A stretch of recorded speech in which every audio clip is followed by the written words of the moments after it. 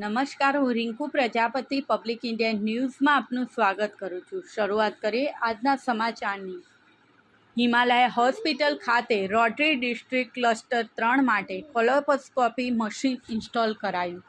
Cervical cancer screening માટે rotary district 3060 અને rotary club Anand round દ્વારા પાયલ પોલીપ્લાસ્ટ દહેજના સહયોગથી હિમાલય હોસ્પિટલ આણંદ ખાતે રોટરી ડિસ્ટ્રિક્ટ ક્લસ્ટર 3 માટે કોલોનોસ્કોપી મશીન ઇન્સ્ટોલ કરવામાં આવી છે, જેમાં સર્વાઇકલ કેન્સરનું વિનામૂલ્યે પરીક્ષણ કરવામાં આવી રહ્યું છે।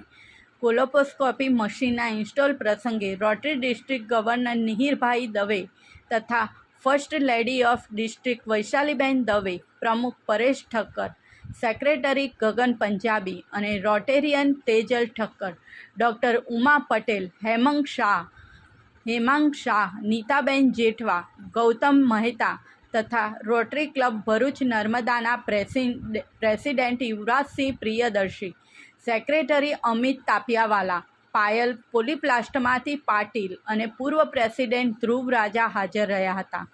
રોટરી ડિસ્ટ્રિક્ટ 3060 અને rotary club Anand round Rotarian doctor Sanjay Brahmbhatt અને રોટેરિયન ડૉક્ટર યુવરાજસિંહ પ્રિયદર્શીનો સંસ્થાએ આભાર વ્યક્ત કર્યો હતો।